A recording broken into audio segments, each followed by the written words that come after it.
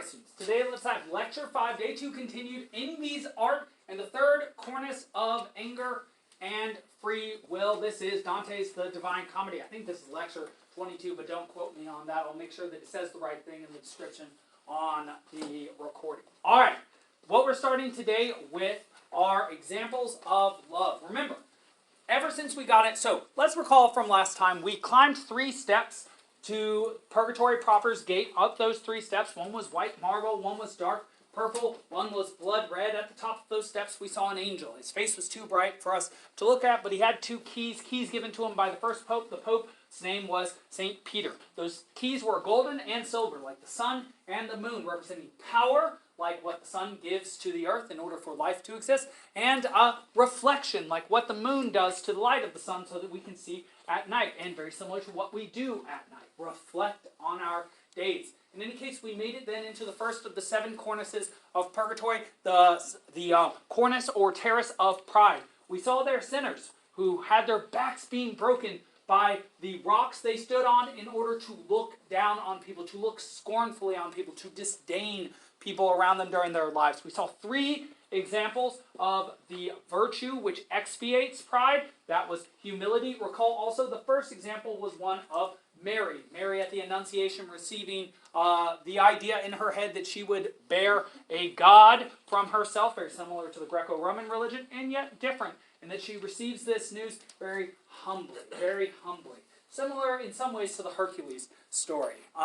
In any case, you recall that Mary will be the first example of a virtuous person in the art that expiates, or the art that is part of the expiation of sin in the coming terraces. So, we then saw a few people who were proud of their family, proud of their art. We saw Odorici, we saw Umberto, we saw also Provenzano Salvani.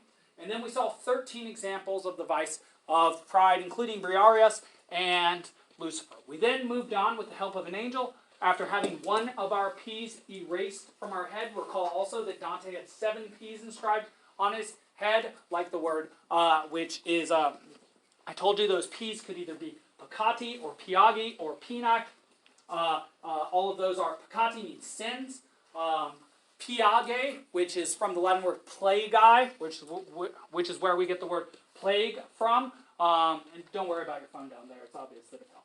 In any case, and then, of course, peni is where we get the word penalty from. One of these P's will disappear at the end of each cornice after Dante sees other people working and sees art of the expiating virtue as well as of the sin, or excuse me, vice to be expiated. So we made it into envy, and into the second cornice. And in that second cornice, one of the envious that we were going to meet, we'll meet 2 more today, was named Sapia. And she made a play on words on her name. Even though her name is Sapia, like the Latin word sapiens, which means wisdom, like the Italian word sapio, which means knowledge, she says her name was Sapia, but she was not wise. She enviously, and just to let you know, envy is when you wish for harm to happen to others, and it's similar to pride in that you wish to be above others for some reason, though if you are proud, you may not wish harm to others, you may simply wish to be better than others, whereas when you are envious, you do wish for something bad to happen to them. And in any case, her nephew, Provenzano Salvani, who we see amongst the proud penitents, was a man killed in battle, and she was very happy about that. In fact, it was her own people who were losing that battle, and she was happy to see it. And as I told you, there's a German word that's very similar to this concept, which means Schadenfreude, or which is Schadenfreude, which means joy in suffering. So, let's talk about the expiating examples of the expiating virtue of this second cornice. So, the second cornice focuses on envy. Envy from the Latin invidia. Invidia means not to see. And so remember what the punishment is here. These sinners, because they could not see in life, are now crouched together near the ledge. Remember, we're going up the right, so the art and things that we can see, or at least the proud art would be on the left. The ledge off which we can fall is on the right. They're all huddled together. Huddled together because they're blind. Why are they blind? Iron wire is shutting their eyes. They are blind in a similar but different way from how those in the third cornice of the angry will be blind because of acrid black smoke. We'll actually see that quote today. And so, this first example, obviously if they're blind, how are they going to see it? Can it be visual art? No. It has to be poetic art. It has to be something musical. It has to be said. And so they hear a voice call out, Vinum non habent, which is Latin, which means wine, not they have. They have not wine. Okay, well, what's that mean? Well, of course, as this is the first example of an expiating, virtuous piece of art, the virtue here, which is not a true virtue, not a cardinal virtue, nor a theological virtue, is humility. Or, excuse me. Oh, I'm totally wrong here. I'm saying the wrong thing. The virtue here is one of the theological virtues. It is, of course, the virtue of love or charity. So the opposite of to be envious and to want what others have and to want bad things to happen to them is to give things to other people that you have. And so this example is from a story when Mary and Jesus went to a wedding. They were at a wedding in a place called Cana. And at that wedding, there was no wine. And without wine, how can you have a party? Well, these people just had 6 baskets of water. Jesus goes over, does his miracle magic, and makes those water baskets into wine baskets. And then all of a sudden, he has given something to these people that they did not have. He has showed charity to these people. And supposedly, to be charitable, and this is sort of an anagogical way of looking at this situation, is a way to cure your envy. So rather than getting the thing that you think you want, the best thing one can do to expiate envy is to give something that one actually does have to someone else, which I think is a very radical way of looking at this. When one shares, allegorical interpretation, intangible things like love, it increases the total quantity of that which is shared rather than decreasing for one and increasing for another. So if I spread wisdom to you, as I do every time I lecture, then that increases the amount of wisdom that exists, rather than taking my wisdom and then giving it to you, which would be sort of a dubious investment. Don't you agree? Yes. In any case, the second example, not Mary now. I am Orestes is Yo. And Orestes, now, you recall him from last year. You heard about him for the first time in the lectures leading up to the Odyssey. He, of course, was a parallel to Telemachus, though whereas Telemachus had very much stayed a boy until his early 20s, Orestes had very much become a man. Recall that Orestes was the son of Agamemnon. Agamemnon was the leader of the Achaean armies. Agamemnon, when he returned home, was killed treacherously by his wife Clytemnestra and her then lover Aegisthus, who was the cousin of Agamemnon and also raised as Agamemnon's brother. And so they killed Agamemnon. Orestes then fled and grew up with a man named Pylades. That was sort of like his Patroclus. Orestes then comes back, and this is figured in all 3 of the major playwrights from from Athens' works: Euripides, Sophocles, and Aeschylus. But the work that is probably most famous is The Libation Bearers by am I forgetting? By Aeschylus, Sophocles? No, Aeschylus. There we go, because of Agamemnon. In any case, when Orestes comes back home, where his mother and his stepfather, sort of like Hamlet, is ruling, he takes vengeance on them.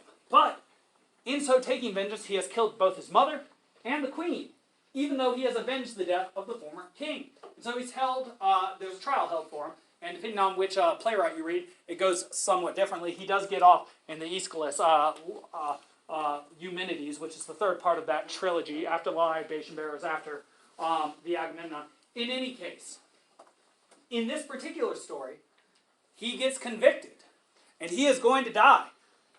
But the convictor does not know who he actually is. So his friend Pylades tries to take his place and say, I am Orestes. Very similar to the Roman gladiatorial slave Spartacus, if you've ever seen that movie, where all the slaves at the end say, I am Spartacus. Who's Spartacus? I am Spartacus. They all stand up and they say, you're going to kill Spartacus, you're going to have to kill all of us. Well, it's a similar idea here. Pylades says, I am Orestes. Orestes, knowing that his friend is so noble, doesn't want him to die. He says, I am Orestes. And so the idea is that they were both willing to give their lives for each other rather than envying the other for the fact that he gets to live while the other dies, which is, I think, very powerful. A very powerful idea here. In any case, the 3rd example, we here said, love those who despitefully use you. That means love those who harm you. Well, this is taken from a very, very, very famous speech given by Jesus in the New Testament across several of the different Gospels. I have a quote here from Matthew. It is called the Sermon on the Mount. He literally climbs a mountain, and from a place of higher perspective, gives the Beatitudes, blessed are the, blessed are the, blessed are the, and then tells a whole bunch of allegories and stories. In this particular one, love your enemies. Very odd, especially if we think about Troy, the Achaeans, everything we've been studying. Love your enemies, do good to them that hate you, and pray for them that persecute and calumniate you. Well, that's quite the opposite of what we would have expected, especially looking at the history of Greece and Rome. Your enemies are the people that you kill and disparage and put in the ground and take the women and possessions of, if you happen to be an Achaean or a Trojan. In fact, I just taught about the taking and sacking of Troy today, and all sorts of that sort of thing happened. Lots of death, blood, abduction, horrible. Even children dying. And women being taken, Cassandra by Astrologer. We all remember these stories from last year. In any case, this is opposite advice from what we would have expected. Rather than fight against and destroy your enemies so that you no longer have any, the idea seems to be, if you listen to what your enemies say, they might bequeath to you information you do not have, which could be helpful to you in some way. So you should listen to and appreciate the fact that you have enemies, because they will tell things to you that you did not know. And I think that's a very interesting way of turning a negative into a positive. I also think that, I suppose this is just sort of conventional wisdom, one way to get rid of an enemy is to make that enemy into a friend. In fact, very famous quote from House of Cards is, why have someone be the loser when both people can be the winners? And I think that's an interesting way of looking at things. In any case, the allegorical interpretation here is those who dislike or hate you may help you to see yourself more clearly. You might have something dislikable or hateful about you, and that might be why they dislike or hate you. They may not simply be prejudiced. They might. But I think it's well worth keeping in mind that perhaps you are not perfect, and other people see your imperfections, and they share that with you, and those who dislike you are more willing to share those imperfections with you, and perhaps you could learn something of value from them. And perhaps then, maybe they're kind of like a friend. In any case, it takes some thinking to come to that point. All right. The envious penitents. We've already met Sepia. She was not wise, even though her name would suggest it. Here we meet Guido del Duca and Rinieri da Cavoli.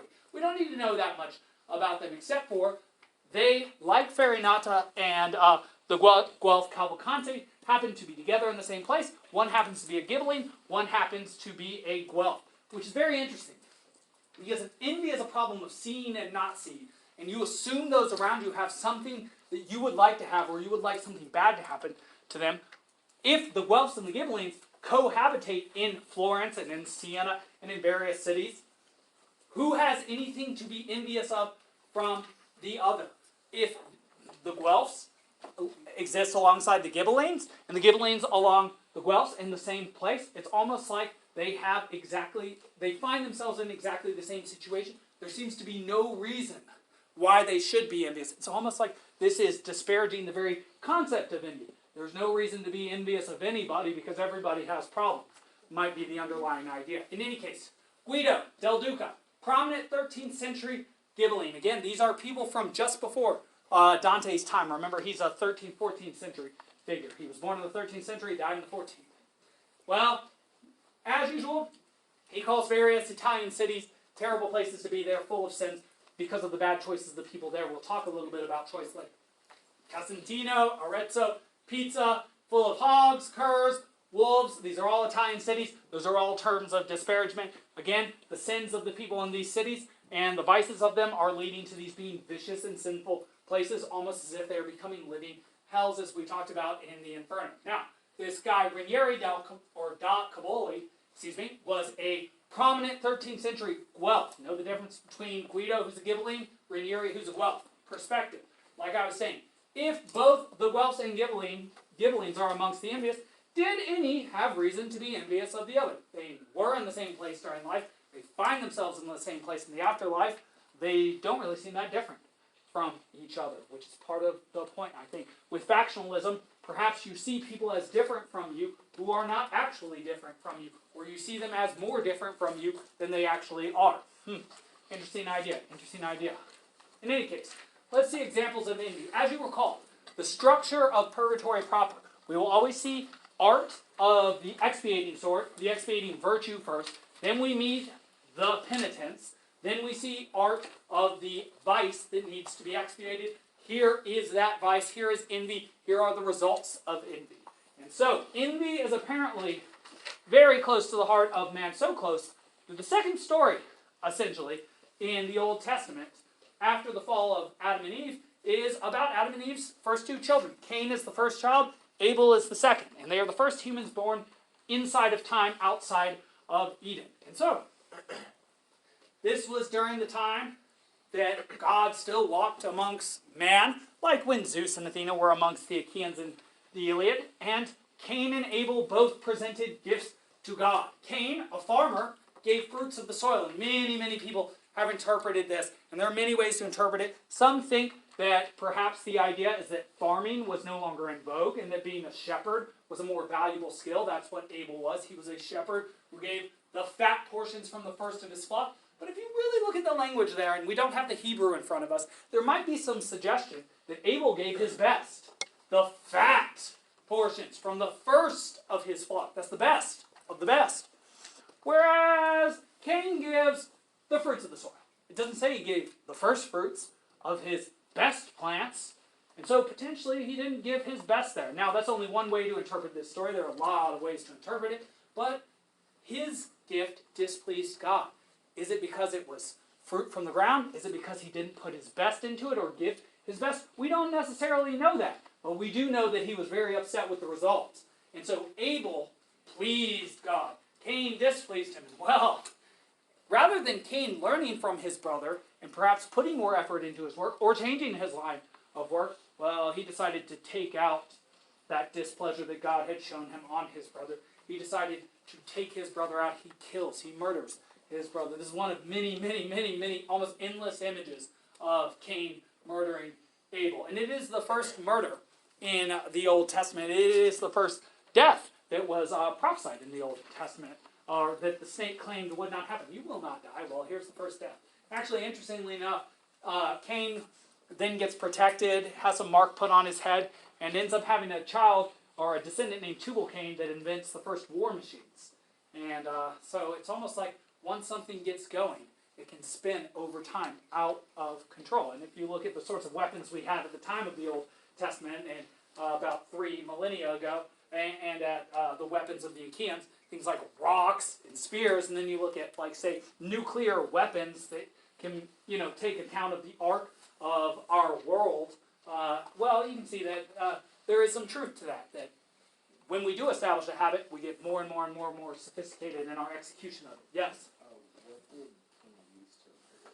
I don't know. It doesn't say. But I would imagine something like a rock. Probably something like a rock. He waits till he's alone, goes out to see him. I mean, there's so many ways you could just tell that story and write that story. Hey, bro, come meet me out here. Okay, rock to the head. Something like that. But, and very famously, God comes back and says, "Where's your brother Abel?" And that's when Cain says, and you've probably heard this on a TV show at some point, "Am I my brother's keeper?" And that's when he gets punished. And his punishment is actually to live rather than to die. Which I think is very interesting if you think about the fact that when people kill people these days, we have 2 major punishments for murder. Murder 1. One is execution, but one is also life in prison. You have to live with it forever. And, well, there you go. Okay, we have 2 examples of envy. Only 2. The second one here is Greco-Roman, after the first one having been Old Testament. And remember, Greco-Roman means Greek and Roman tradition. It means the mythology that we talked about from Virgil and Homer last year, and a few bits more. Now, what we hear here is, "I am Aglauros, who was made stone," or who became stone. Well, Aglauros, and I'm basically just going to tell you what it says here, was a daughter of the Athenian ruler Caprops, according to Ovid's account. So we see Ovid being brought up here too, just as we've seen references to Lucan, these poets that we met down in Inferno 4 in Limbo. And so, apparently this Aglauros was told by Minerva. And it's so interesting, you see these sorts of injunctions in Greek mythology. Do not open this at this time. Do not look at this. Cupid and Suke, do not look on the face of your husband. Suke looks on the face of her husband. Orpheus and Eurydice, do not look at Eurydice until you are out of the underworld. Orpheus exits, but Eurydice is still there. Looks back at Eurydice. Well, here, do not open this chest. Well, she opens the chest of Minerva, and it is concealing a baby, supposedly. I think the baby in this case was the half-snake founder of Athens. But I could be wrong about that. I'll have to look it up. It's in Metamorphoses 2, 552 to 561. In any case, this is the story. Now that Aglauros is cursed by Minerva for having done what she was told not to, opening this container with a baby in it, this is what's put into play. Mercury has fallen in love with Aglauros' beautiful sister, Herse. So he's going to come visit her one night. and do as gods and mortals often do in Greco-Roman mythology. Well, Minerva exacts revenge by calling on Envy, who is here personified as a goddess. And sometimes I read the description of her, that she's described as having black teeth and having bile, that means vomit, dried all over her chin and her chest. She's described as really disgusting. Somebody you do not want to spend any time with, so probably you don't want to be envious, is the idea behind the story. In any case, envy can lead to you losing things rather than gaining things as well. Because Aglauros is so sick with envy, she tries to keep Mercury from going through the door to see her sister Herse. Now, Mercury is a god, and he very much wants to see her sister. He's going to do as he wishes. But this human's in his way, so what is going to happen? Well, when Mercury comes to visit Herse, Aglauros attempts to bar the entrance of the god. Good luck, it's Hermes, he's the god of thieves, he's going to get in there, who promptly transforms her into a mute and lifeless statue. And so, what are the consequences of envy? Well, envy what others have, lose what one has oneself. Aglauros is turned to stone. Therefore, what does she lose? Well, her ability to move, and thus her freedom, her ability to speak. Envy has enslaved her to itself. The idea is that, like with those who were so proud and treacherous down in the ice in the 4 subsections of Circle 9 of the Inferno, is that this sort of thing consumes you. And, well, that is it is as if envy is itself a predatory animal that will ingest you and take your freedom away, which I think is an excellent way to look at it. In fact, when envy is described in the Old Testament as related to Cain, I'm told, because I don't read Hebrew, that the word used to describe sin joining itself to Cain is like a predatory cat joining with him. And so the idea is that sin is something that predates on you, which is, if it is the sort of thing that gets in the way of your rational mind choosing and directing itself towards actual goals that you've chosen for yourself, that does not seem wrong. Cain, well, what are the consequences for him? Well, he's marked forever by God. He loses his brother, loses his way of life, and loses his moral high ground. He loses everything, essentially. And even his story, he was the firstborn. He could have had some story about being some great first human. And yet, what is the story about? How he murdered his brother out of envy. And so, well, there it is. There it is. All right, got to keep moving. Dante now has a moment of self-reflection. Apparently part of reading this Purgatorio is to reflect a little on it. And even while going through it as a pilgrim, Dante reflects on what it is he sees. And he has a moment here after these first 2 foundational terraces to think,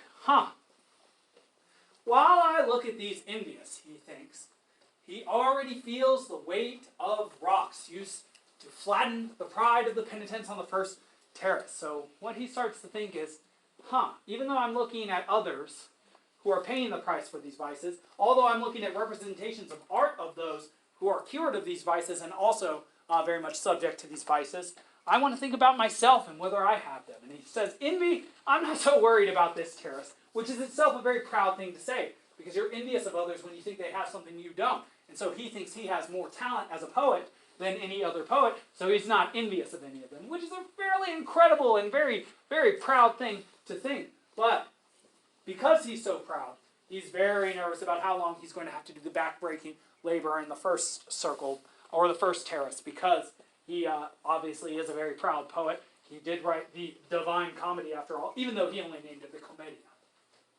And so, as I said earlier, this suggests that one effect of seeing the vices and the virtues of others, and of them represented in art, is to produce self-reflection in you, so that you can learn from the mistakes and the virtues or the excellencies of other people.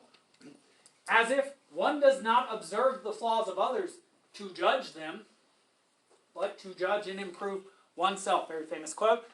See not the speck in the eye of your brother without first seeing the mote. That means the log in your own eye. You got a big old log in your eye, but you see the speck in somebody else's.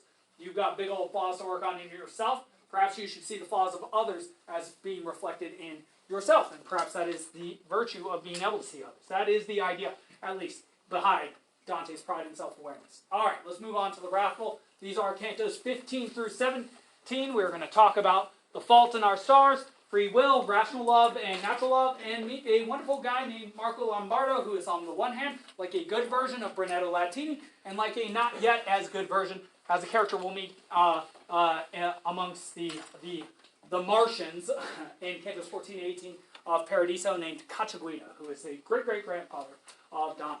All right, darkness of hell. And of a night deprived of every planet, very dark. Under meager skies, as overcast by clouds as sky can be. So on a dark night, with a new moon, covered by clouds, it would not be as dark as it is here. Had never served to veil my eyes so thickly, nor covered them with such rough textured stuff as smoke that wrapped us there in purgatory. So people amongst the wrathful are just as blind as those amongst the envious, and yet the source of their blindness is different.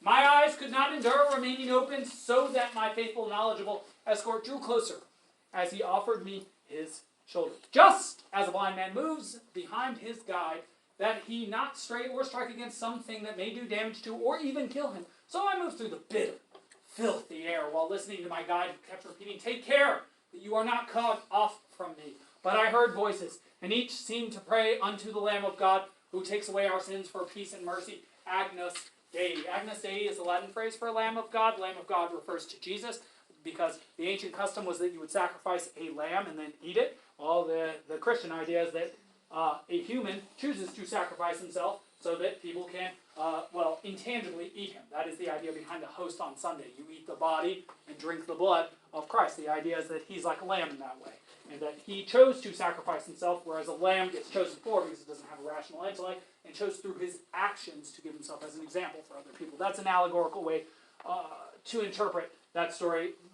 Probably not wrong. In any case, Terrace 3, the wrathful. What's the punishment? Well, we saw parts of it. The wrathful are blinded by acrid smoke, which makes the terrace literally darker than hell. It also smells and is bitter, and the smoke comes off of them. Recall, the angry down in the Inferno. We saw that they were fighting on the top of the river Styx, but also that the sullen were bubbling up. And we said that was probably because they were steaming hot with anger. Well, these people are also steaming hot with anger. They need to cool off and get some perspective. In any case, the smoke comes from the steaming or the boiling nature of anger. And so the contrapasso here seems to be that anger blinds one to the light. That means the truth of a situation. Recall Aglauros last year. So angry that he asked his mother Thetis to ask Zeus to harm his own side, the Achaeans.